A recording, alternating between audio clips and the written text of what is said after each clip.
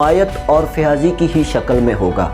मैं फयाजी में तुम्हें अपने से ज़्यादा बढ़ने नहीं दूंगा। सिकंदर ने बड़ी ईमानदारी के साथ ये अपने कौल को निभाया भी। पहुँच गए थे। सिकंदर ने रस्म रिवाज के मुताबिक सबसे पहले देवताओं को कुर्बानी देने पर तवज्जो दी।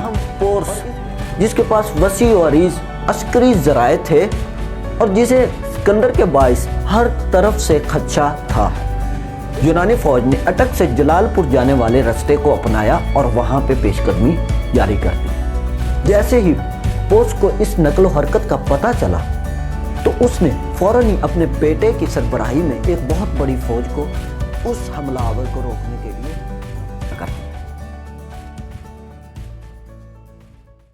अस्सलामुअलैकुम नाज़रीन, मैं हूं वासिफ अली और आप देख रहे हैं यूट्यूब चैनल। नाज़रीन कराम, पिछली वीडियो में हम बात कर चुके हैं कि पोर्स ने अपने बेटे को सिकंदर के साथ जंग करने के लिए भेजा था और सिकंदर और पोर्स के बेटे के दरमियान बहुत बड़ी जंग हुई, जिसमें सिकंदर ने पोर्स के बेटे को हलाक कर दिया और वो जंग जीत ली थी। आज की वीडियो में हम इससे आगे बात करेंगे। आप नाज़रीन कराम, आपसे गुजारिश है कि आप मेरी पिछली वीडियोज़ को भी देखें ताकि आपको पता चल सके कि हम क्या बात कर रहे हैं, कहां तक हम पहुंच गए हैं। तो लिहाजा आपसे रिक्वेस्ट है कि आप मेरे चैनल को भी सब्सक्राइब कर लें ताकि मेरी आने वाली न्यू वीडियोस भी आपको बर वक्त मिलती रहें।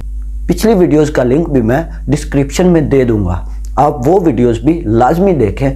वो वीडियोस भी आपके लिए बहुत ही इंफॉर्मेटिव साबित होंगी। चलिए इस वीडियो का बाकायदा स्टार्ट करते हैं।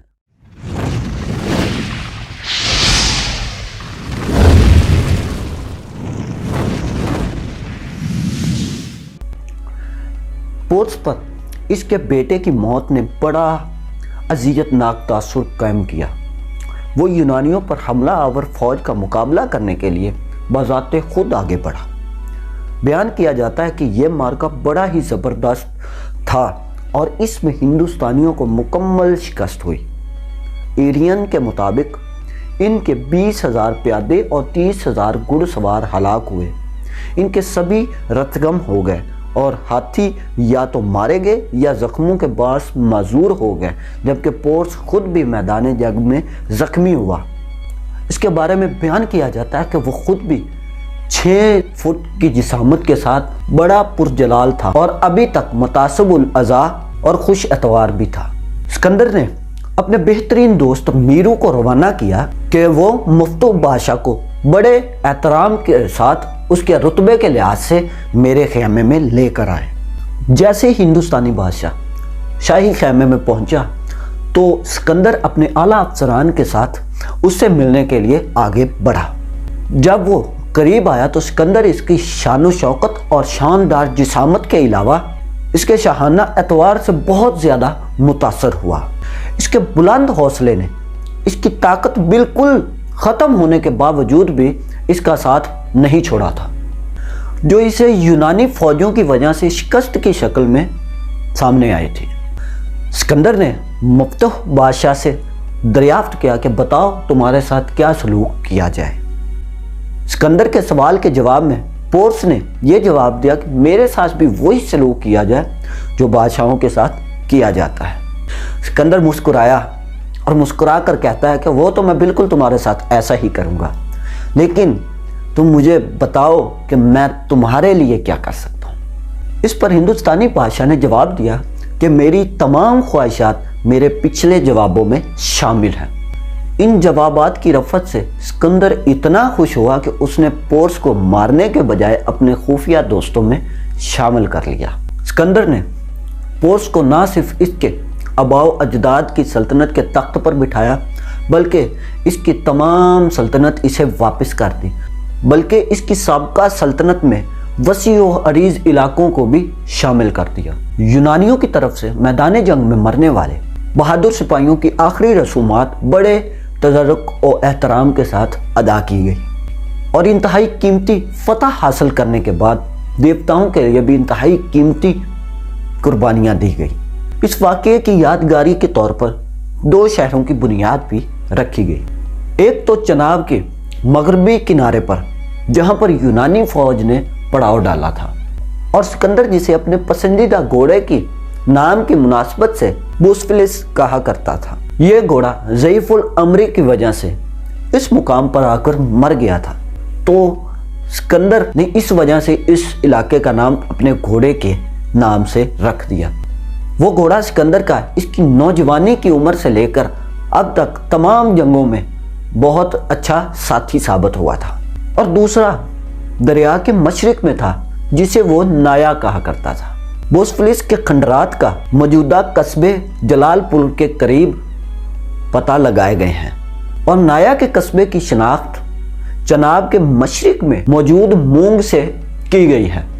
अपनी फौज के साथ मुख्तसर वक़्त गुजारने और 2 नए शहरों की तामीर की निगरानी के लिए क्रीटस को मुकर्रर करने के बाद सिकंदर ने दरियाए जहलम और चनाब के दरमियान के पूरे इलाके का अच्छी तरह से जायजा भी लिया, जिसे अब जुन्नत दोआब भी कहा जाता है। इसके मुताबिक यूनानी मुसन्निफीन ने बयान किया है कि ये एक अमवार और खूबसूरत मुल्क नहायत गुंजान आबाद और बहुत ज़्यादा अमीर है। एरियन के मुताबिक ये 37 शहरों पर मुश्तमिल है और इसमें से सबसे छोटे शहर में 5000 से ज़ायद अफराद आबाद नहीं हैं और बहुत से देहात भी शामिल हैं। इसी मुसन्निफ ने बयान किया है कि सिकंदर ने एक तीसरे शहर को भी चनाब के किनारे पर तामीर करवाया था, जिसको इस फातेह ने कश्तियों और मशकों से अबूर किया था।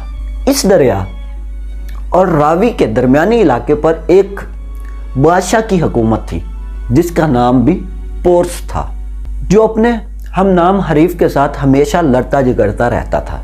इसकी हुकूमत चनाब के मगरिब वाले इलाके पर भी थी। यह पोर्स सानी सिकंदर की आमद से खौफजदा होकर दरियाए रावी से पार चला गया। सिकंदर ने इसके पूरे मुल्क पर कब्जा कर लिया और इसके हरीफ को अनायत कर दिया। रावी के रास्ते को बगैर किसी दुश्वारी के सिकंदर ने तय भी कर लिया। मेजर रिनेल के मुताबिक, जिसकी राय की दीगर मुसन्निफीन ने तस्दीक भी की है, सिकंदर ने दरियाए रावी को उस जगह से अबूर किया जहाँ पे आज शहर लाहौर आबाद है। दरिया के बाएं किनारे पर एक ताकतवर और जंगजू कबीला आबाद था, जिसे उस वक्त कठाई और आज मौजूदा दौर में उसे काठिया भी कहा जाता है, जिसके दारुल हुकूमत सांगला के बारे में बयान किया गया है कि कुदरती और मसनूई तौर पर किला बंद होने की वजह से यह शहर बड़ा ही मजबूत था। रनील सांगला को लाहौर की जनूब मशरक की जानब 3 दिन की मुसाफत पर बताता है। नाज़रीन किराम, आज के लिए सिर्फ इतना ही। अगली वीडियो में हम बात करेंगे कि सिकंदर सांगला कैसे पहुंचा, वहां पे उसने कैसे हमला किया। तो नाज़रीन किराम, आपसे रिक्वेस्ट है कि आप मेरे चैनल को सब्सक्राइब कर लें, ताकि आपको ऐसी मेरी आने वाली हिस्ट्री के रिलेटेड वीडियोस मिल सकें। उम्मीद करता हूं कि ये वीडियो भी आपको बहुत पसंद आई होगी। मिलते हैं किसी न्यू वीडियो में, तब तक के लिए अपना और अपने इस चैनल का ज़रूर ख्याल रखें। अल्लाह हाफिज़।